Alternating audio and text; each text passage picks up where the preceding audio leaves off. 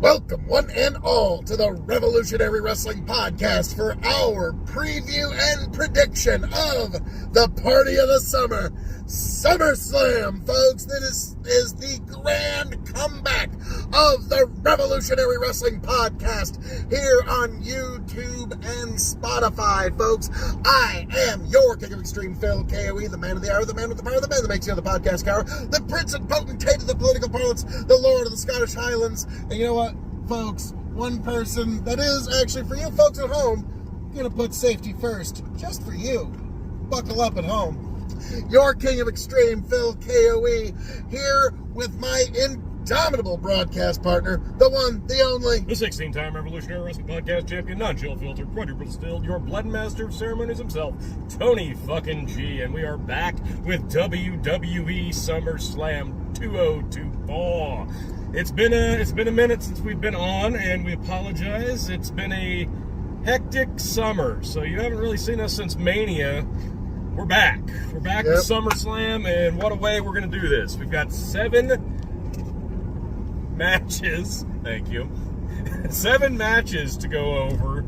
This isn't an in-depth card, but there could be some real bangers here. I'm actually kind of excited to see a couple of these. So we're not going to waste any of your time. Let's get right into this show. So coming out the gate, let's start with the Intercontinental Championship. Sami Zayn defending against one Braun Steiner Breaker. Phil? What? Sammy, enjoy your last few hours as Intercontinental Champion. That's a safe pick because they've done this match once, and inexplicably, Sami Zayn won. Like, you cannot beat Braun Steiner Breaker twice in a row with Sami Zayn. You just can't. And even if it's a DQ finish, like, that just cheapens it. So yeah, I got Braun to win his first singles title on the main roster. This is going to be a big moment for him because after Gunther's legendary reign, Sammy, I didn't want to call him a transitional champion. He's really gotten himself over amazingly in the last year or so. 2 years, really, and he deserved the run. This is the best run he's had with the belt, hands down. But it's time to move on, and we got to start elevating Braun Breaker. Oh yeah, the fact that he hasn't had a major run with something on the main roster yet is almost a travesty. Yeah, you got to start grooming him for the main event.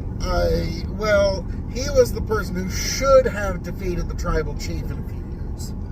Okay? Well, that didn't happen because that was just ridiculous.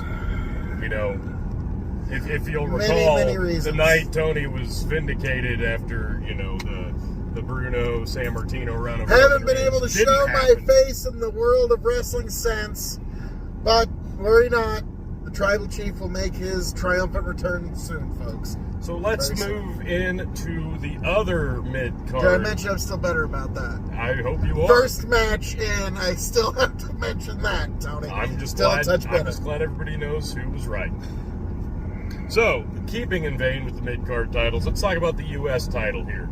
We've got Logan Paul defending against L.A. Knight. So, can Logan Paul continue his part-time run as champion, or do they finally put a belt on L.A. Knight? Let's see. What city is SummerSlam going to be in? Do you remember? Oh, God, no, I don't. Why do you If it's not in Los Angeles, no. L.A. Knight's not going to win. Yeah. I don't. No, it's is it Cleveland? I think so. I think it's Cleveland, actually. Yeah. That's why I'm like, yeah, what a choice, but whatever. Well, you know, hey, that's at least under 9-hour drive from us, so. Yeah, that makes a difference. So, yeah. So you got. If it's not in Los Angeles, it's got to be Logan Paul. If it was in LA, then I would give LA Knight I'd give him the edge, but no. Logan Paul as United States champion is beautiful. The only reason you take the belt off of him is to make him world heavyweight champion, because it's a social media thing, and WWE loves social media buzz. You know, usually I would pick Logan Paul by default because I love everything about him and his WWE run, and his U.S. title run has done exactly what it needed to do. However, you can't keep beating LA Knight. You kind of got to put a belt on this guy at some point. I don't know that he needs a belt to be over, but legitimize him being over, it sure as hell wouldn't hurt. Yeah. And he's kind of gotten the snub every time he's been put in a match with a belt on the line. Okay, I will say this. If anybody should end Logan Paul's reign as United States champion, LA Knight would be a great guy to do it. I just see this kind of starting a longer program between the two, and then LA eventually taking it either Survivor Series or something like that. I think this might be LA Knight's moment to finally capture the gold. I'm going to pick LA Knight, and I think Logan Paul kind of takes a bit of a break, maybe, and then, comes back at the next big one, maybe Survivor Series. I don't know, but something tells me LA Knight's finally going to get it. So you got both my picks. I've got both mid-card titles changing hands at SummerSlam. So let's move on. I've got one retained, so we'll see. We already got a difference here. So let's move on to the women's titles. There's 2 of them. Are you sure there's not 5? Yeah. Well, no.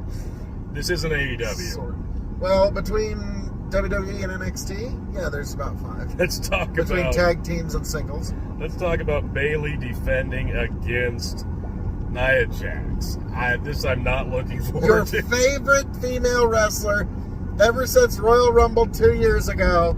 Chicken just out of his ass says, you know what, I think Nia Jax will be the surprise entrance. Fucking number 30, Nia Jax comes on down, like number 28, me and Terry, oh yeah.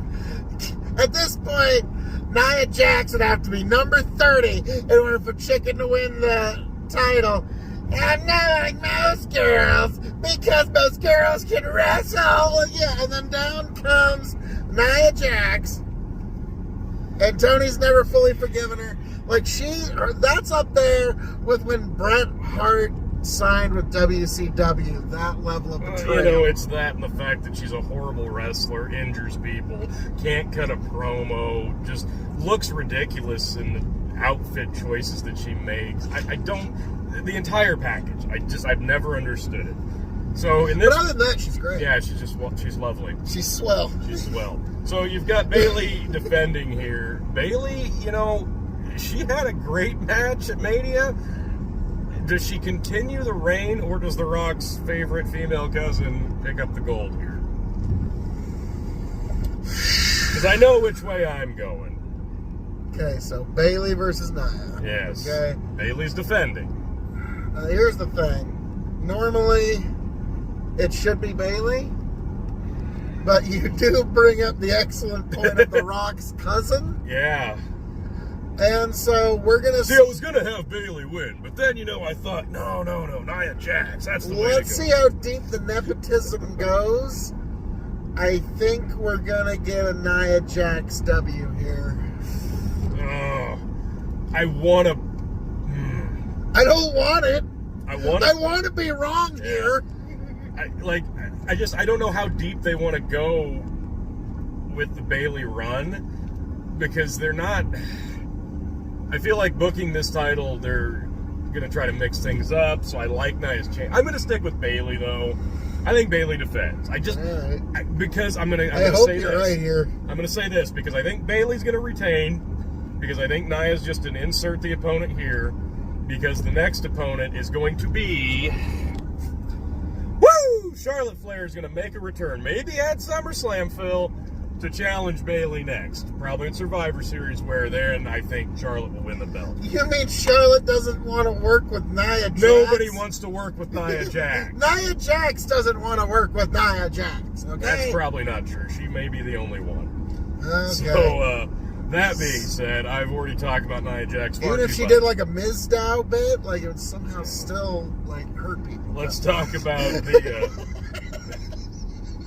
All right, moving on from the WWE Women's Championship, let's talk about the World Women's Championship. Liv Morgan on the Revenge Tour, defending against former champ Rhea Ripley. This has been. I don't want to call it a controversial angle, but it's fairly hot for the crowd, and the Liv Simps. I really feel for Dominic here. Oh yeah, poor Dom. Yeah. The Liv Simps have been out in full force for this feud, and the Rhea Simps are there, and like all the Simps are out in full force. I totally understand it. Like, you know, beautiful women are throwing themselves at the King of Extreme all the time, and I had to stay right and true. So like I understand it's a normal thing. It's a normal thing. So but I feel for you, Dom. Yeah.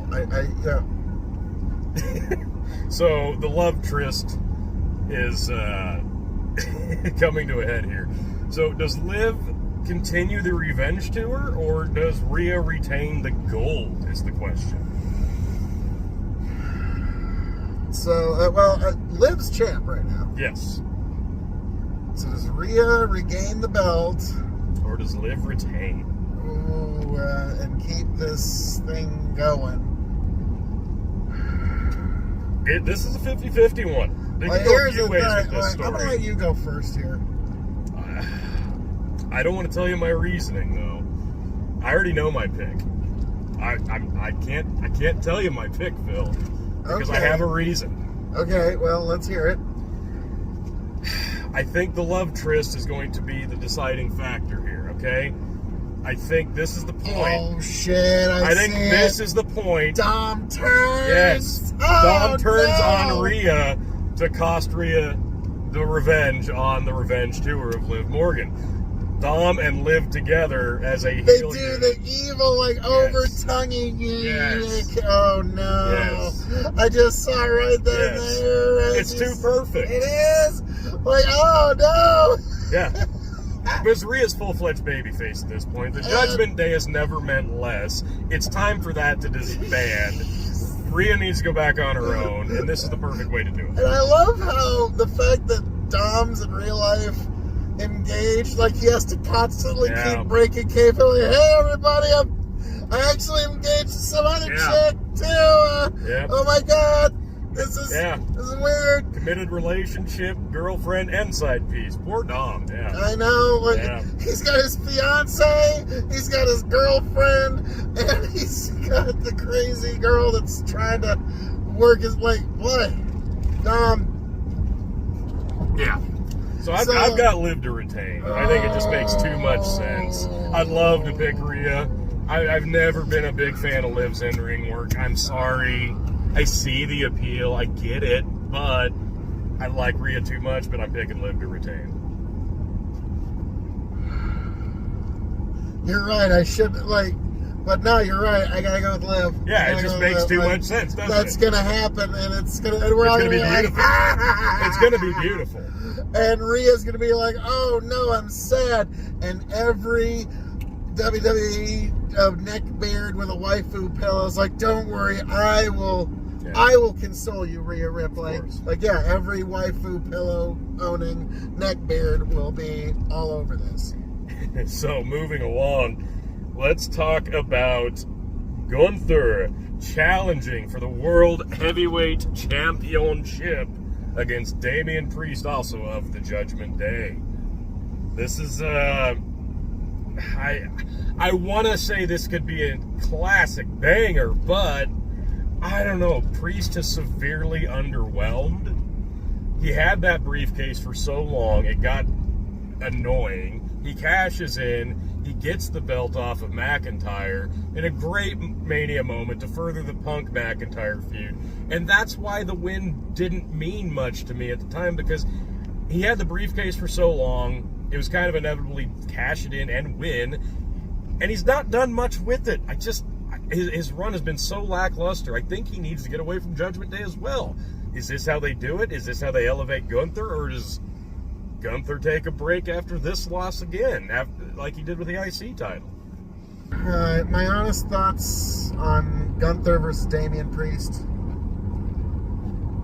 I gotta say, Damian Priest is like if AEW was a person. Kind of slightly disproportioned. Gimmick doesn't quite make sense.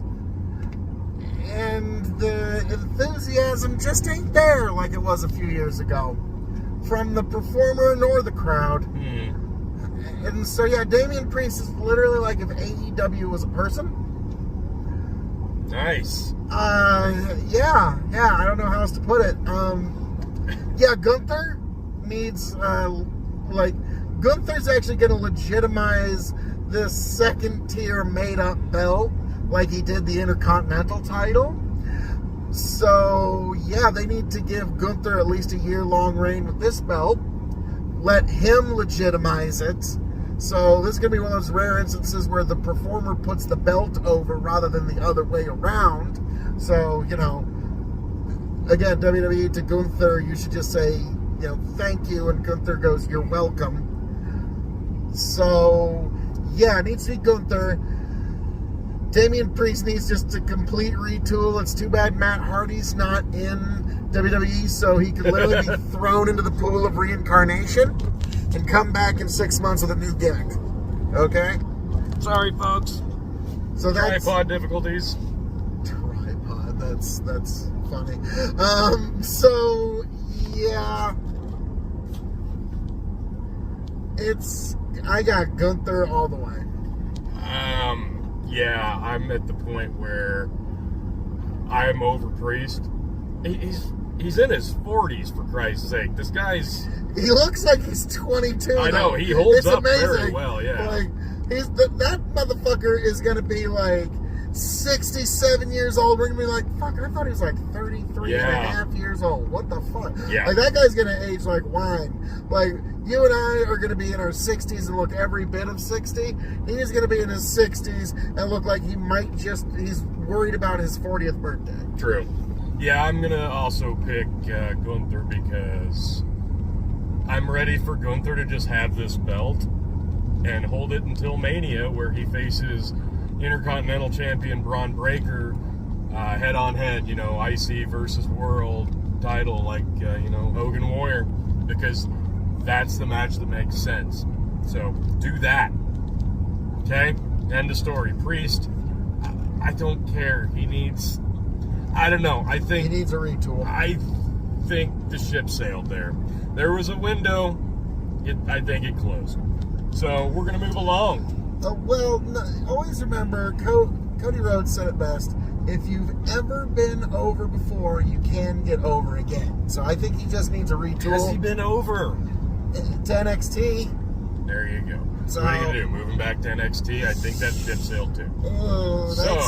Unfortunately, like it or not, at one point that will be the best move for him, is moving back down to NXT, give him another NXT title run to put somebody over, because he's got a lot of legitimacy and cachet in NXT, just on the main roster. Like, unfortunately, everybody's like, just nobody cares. Yeah, that worked out so... It's Big Boss Man. Yeah, that worked out so well for Finn Balor.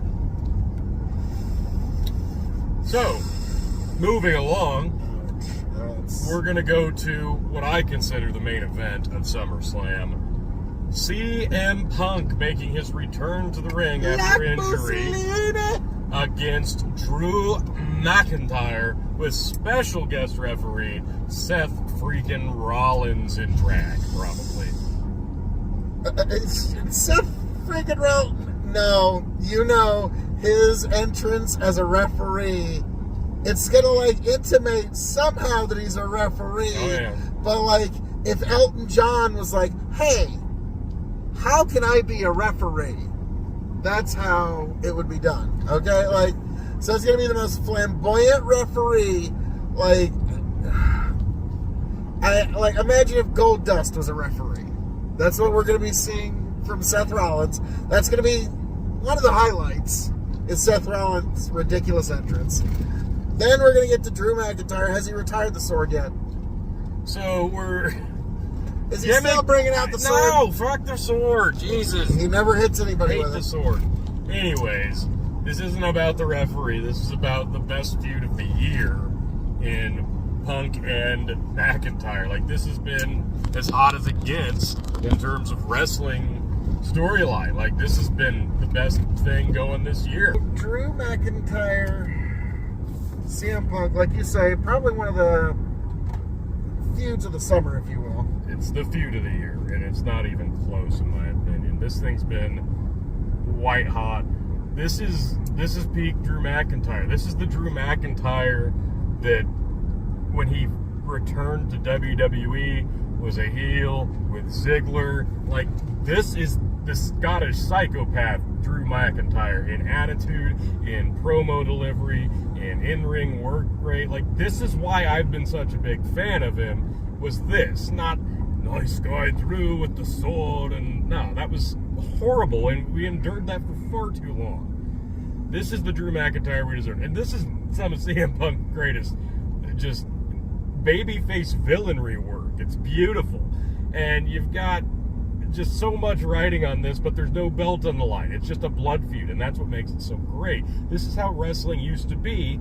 You had feuds like this that meant so much with nothing on the line but pride, and that's why this works so well, and they've done it so good. And people were mad about the interference, and that's what it's supposed to be. When it makes you feel something, then you're doing something right, and this has been done right. And I'm so excited because these guys haven't really gotten a chance to get their hands on each other. That's why this is going to be so good. So, that being said, does Drew McIntyre get the win, or does CM Punk return to the wing at the victory? I'll let you go first.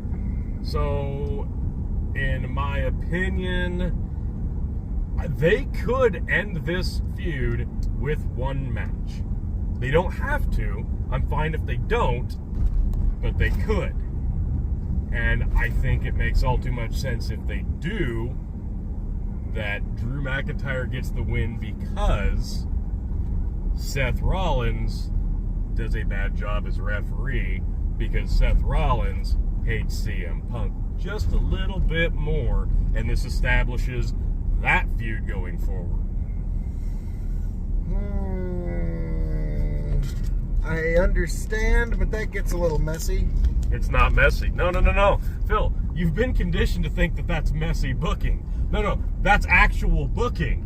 It's not cookie cutter. Hating more than one person at a time? Yeah, I know. Crazy concept to think, oh my gosh, you could set up another storyline while you're still doing a storyline. No, that's what they used to do.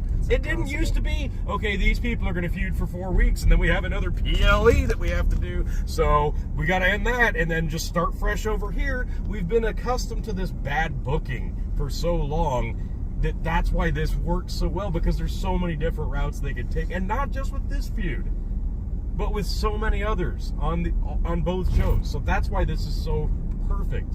You can close one door while one's already been open. You don't have to wait for one to close to have another one open. So that's why I've got Drew winning this. Potentially, if you're gonna have Drew win this, you move him over to another attempted run at the world title. I would assume against the winner of Priest and Gunther. That's kind of where I would go with it. If Punk wins, this feud continues. That'd be my opinion. If Drew wins, it ends here and they can revisit it later. So who you got? You going with Drew? I'm going with Drew on this one. I'm going to disagree with you, and I'm going with like Mussolini. Not actual Mussolini, but it's the safe pick. It's CM Punk. Yeah, he's coming back. It's the big feel-good moment with the SummerSlam crowd. Yeah, he's gonna have his moment with the crowd. They're gonna love it. I don't see them giving Drew the nod that night. Like you said, if the feud continues, good for Punk and Drew. Drew, I know it's going to sound kind of weird, but in the World Heavyweight title scene, we're about to have a new champion in Gunther. He's going to have his chance to do the job to Gunther in due time. He doesn't need to rush it, okay? I wanted to pick Punk too. It's a safe pick, but the problem is Seth Rollins is the referee, Phil, and CM Punk cost Seth Rollins the championship by interfering last time he had to go at it. Seth Rollins is going to return the favor, and that's going to kick off their feud that they've been trying to set up since last year's Survivor Series.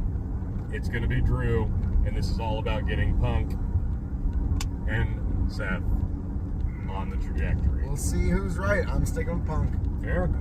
The main event, Solo Sikoa challenges Cody Rhodes for the Universal WWE Heavyweight, WWE World Heavyweight, Universal Undisputed Champion, whatever it is now.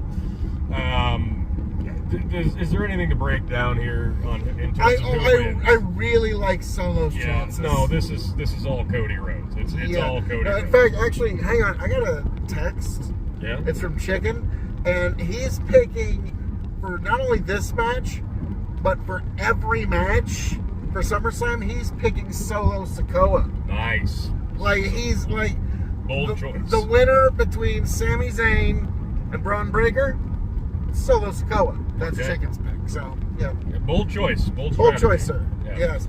But, I'm going Cody Rhodes. Yeah, it's going to be Cody. It's all Cody. Yeah. The real question is how does Cody win? Because you've got the new bloodline, the bloodline 2.0 with obviously the new tribal chief, Solo Sikoa, the Tonga Loa botch fest machine, the Tama Tonga slightly less botch machine, and the Samoan werewolf, Jacob Fatu, coming in like a bat out of hell. This guy has the most potential out of all of them. I was about to say, how soon, like, all right, we're bringing in the cousins, second cousins, uncles, aunts, grandmas coming in to wrestle a few matches. Like, their great old uncle, Unky Frats, is going to go wrestle a couple of matches. How far are we taking The only one anybody cared about was Jacob, and now he's there, and he's obviously going to be involved in this match. The real question is, Cody's got to win this match because nobody in their right mind is going to put the belt on Solo. So how is he going to win this? Is Randy Orton going to come in and help because the numbers game don't add up? I think there's only two ways this can go to see Cody get the W. And you've either got one returning Beast Incarnate or one returning true Tribal Chief Roman Reigns. So it's got to be one of them that's going to show up to assist or cause a distraction or something. Because you can't, you absolutely do need Cody to pin Solo 1, 2, 3, and it's not going to hurt him. Not that much, but it's got to be a reason that the Bloodline couldn't assist Solo in the win. So, what do you think? Brock, Roman, what? It's a tough one. Because Roman could definitely, I understand the idea of giving him some more time, but it's SummerSlam, and if you're going to start anything with Roman, this would be a good time. Brock, I know, it's still... I don't know. Tedious, I know. I'm going to go with Roman, honestly. I feel... He's on the weekly pace schedule, okay? I feel like you could almost do both at some point. You don't need them both here. But yeah, I think Roman's got to be the one to show up here because I feel like what they're gearing towards for Survivor Series War Games, which absolutely drives me nuts. Just give us Survivor Series. You can do War Games, now that WWE does it well, but you don't have to do it a Survivor Series, because I miss the traditional 5-on-5 match. I do. That was great. I hate their style of War Games. I hate to say the best one they ever did, though, was the 15-man Raw, SmackDown, NXT. Remember that one where they called up a bunch of people from NXT? And I think maybe one of the people, no, I don't think anybody on Team NXT is even around or signed. So, I mean, Roderick Strong got a win in that one, for God's sake. Yeah. NXT cleaned up. And that was one of the good ones, because, they had a great amount of talent on that show. And that's when they were doing brand versus brand. And they'd shoehorn that in. But now they're shoehorning War Games match in to Survivor Series, and I don't love it. It's like forcing matches into the Hell in a Cell pay-per-view or the TLC pay-per-view. You have to find a match to fit your pay-per-view. I don't like that. With a 5-on-5 match, sure, that makes sense. You've got to fill a team. But what they're gearing towards here is the Bloodline 2.0 versus the OG Bloodline fill of Roman, the Usos, Sami Zayn versus Solo, Tonga, Loa, Fatu.